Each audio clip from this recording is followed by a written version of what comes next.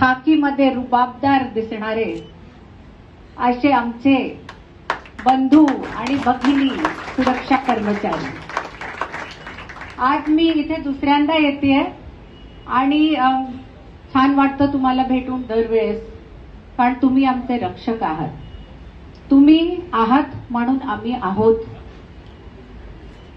एकदम नीटपणे आमचे जे हे जीवन चालू आहे तुमच्यामुळे चालू आहे. तर तुम्हाला धन्यवाद, नमन यासाठी. आपले एक खूप सुप्रसिद्ध कवी होते, नाटककार होते, कालिदास. त्यांनी म्हटलेलं आहे, शरीर माध्य खलु धर्म साधनम. म्हणजे काय?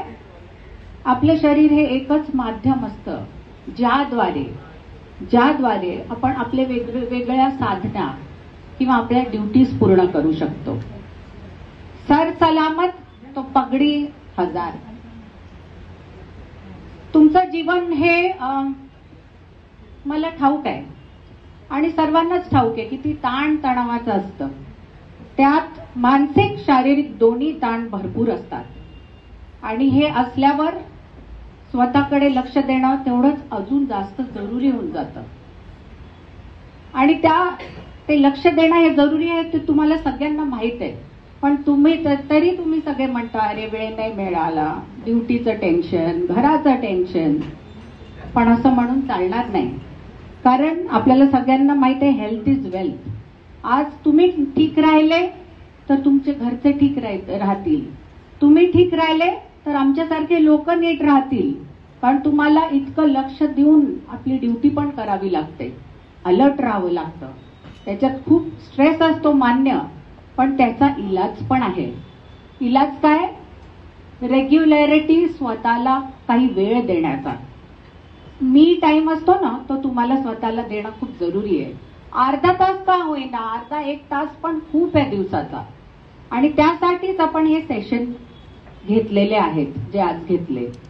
मिकी मेहता सारख्या योग गुरुद्वारे योगा सेशन्स असो, मेडिटेशन्स असो, आपल्याला पौष्टिक आहार कसं घ्यायचं त्या बाबतीत गायडन्स असो, डॉक्टर बन्साली किंवा बोखाट करून जे वेगवेगळे तुम्हाला टेस्ट आहेत, चेकअप्स आहेत, याच्याद्वारे तुम्हाला कळतं की तुम्ही ठीक चालला आहात का स्वास्थ्य दृष्ट्या. नाही तर उपाययोजना करा आणि ठीक चालला आहात तर ते मेंटेन करणं जरुरी आहे. आज मी तुम्हाला सांगते, एक स्तंभ आहात. मुंबईत जी शांती आणि स्पेशली स्त्रिया आणि लोक ज्या प्रकारे एकदम बेधडक बाहेर निघतात हे तुमच्यामुळे आहे. तुम्ही जे आमच्याकडे लक्ष देता त्यामुळे आहे. तर अशा तुम्ही आमची सुरक्षा पाहता, पण तुमचं एक कर्तव्य हे पण आहे की स्वतःची रक्षा पण तुम्ही कराल. कसे कराल? तुमचं हेल्थ इज वेल्थ हे जर तुमच्या डोक्यात राहिलं, ही म्हण जर तुमच्या डोक्यात राहिली, तर तुम्ही नक्की स्वतःकडे लक्ष द्याल. आणि त्यात काही मोठं करायची गरज नाही. योगा, मेडिटेशन, चांगलं जेवण, स्ट्रेस फ्री लाईफसाठी रेग्युलर 15 मिनिटं मेडिटेशन पण जरुरी आहे. आज तुमच्यासारखंच जीवन देवेंद्रजींचं पण आहे. ते पण स्ट्रेसमध्येच असतात, पूर्ण वेळ कामात असतात, पण ते मेडिटेशन रेग्युलरली करतात आणि त्यामुळे त्यांचा कसा तणाव कमी होतो आणि त्यांचं ओव्हरऑल वेलबिंग चांगलं राहतं. तर मी एवढंच तुम्हाला रिक्वेस्ट करायला आली आहे की तुम्ही एवढं आपल्या देशासाठी, आपल्या महाराष्ट्रासाठी, आपल्या लोकांसाठी कामं करता, स्वतःसाठी पण तुमची जबाबदारी आहे की तुम्ही स्वतःकडे लक्ष द्याल आणि ती तुम्ही नीट निभावाल याचा मला विश्वास आहे.